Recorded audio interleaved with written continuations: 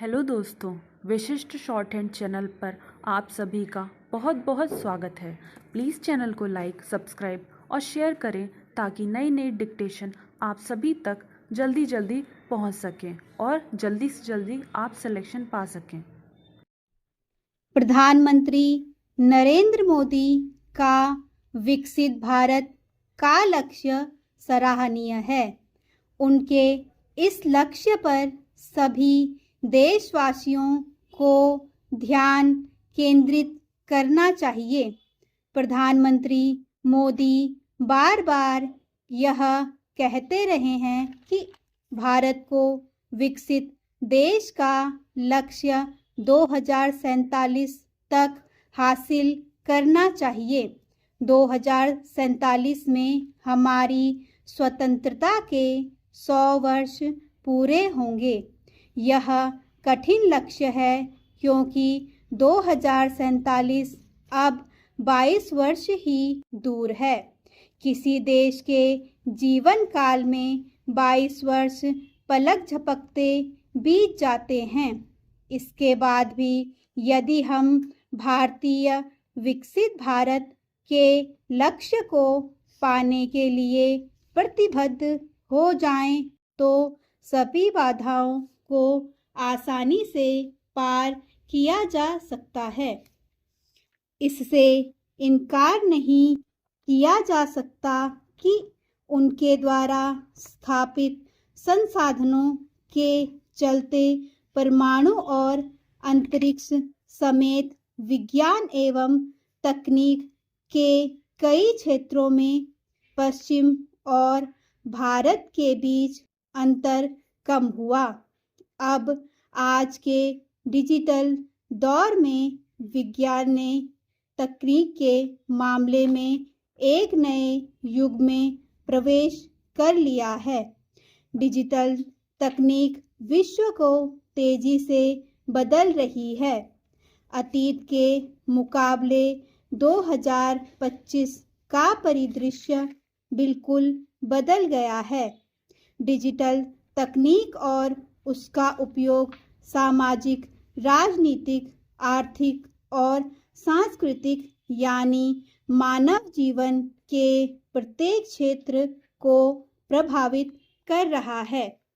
Digital तकनीक की प्रगति का आधार विज्ञान के ज्ञान में समाहित है। जो देश डिजिटल साइंस और तकनीक में अग्रणी होंगे वे विश्व पर राज करेंगे। हाल में पेरिस में आयोजित आर्टिफिशियल इंटेलिजेंस शिखर सम्मेलन में अमेरिकी उपराष्ट्रपति जेडी वेंस के वक्तव्य से स्पष्ट हुआ कि अमेरिका एआई के सभी क्षेत्रों में अग्रणी बने रहने के लिए कमर कसे हुए है। इस सम्मेलन की सह अध्यक्षता भारतीय प्रधानमंत्री और फ्रांस के राष्ट्रपति ने की थी। जेडी वेंस का बयान खास तौर पर चीन के परिप्रेक्ष्य में था, जिसके एआई ऐप डीप सीक ने सारी दुनिया का ध्यान अपनी ओर खींचा है। उनकी टिप्पणी पर भारत को भी गौर करना चाहिए। भारत एआई के क्षेत्र में बेहतर काम कर रहा है, पर कुछ मामलों में वह अमेरिका, यूरोप और चीन से पीछे है।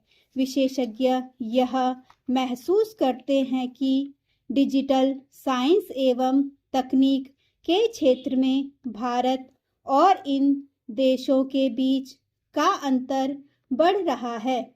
यह हर लिहाज से खतरे की घंटी है। जहां सरकार को अपने स्तर पर वह सब करना चाहिए जो वह कर सकती है, लेकिन इसी के साथ देश के निजी क्षेत्र को शोध एवं अनुसंधान पर बड़े पैमाने पर अपने संसाधन खर्च करने पर अवश्य ही विशेष ध्यान देना चाहिए। हमारे निजी क्षेत्र में कुछ लोग विश्व के धनी लोगों में शामिल हैं। उन्हें शोध एवं अनुसंधान की संस्कृति विकसित करनी चाहिए। वे इस कारण विदेश से तकनीक हासिल करने पर निर्भर नहीं रह सकते कि शोध एवं अनुसंधान पर खर्च करने में जोखिम है। सरकार और निजी क्षेत्र को यह आभास होना चाहिए कि कोई भी देश हमें अपनी उन्नत तकनीक नहीं देगा। यदि भारत सचमुच वैश्विक शक्ति बनने की इच्छा रखता है तो उसे विश्व की तीसरी बड़ी अर्थव्यवस्था के साथ विज्ञान एवं तकनीक और एआई के क्षेत्र में भी अगुवा बनना होगा।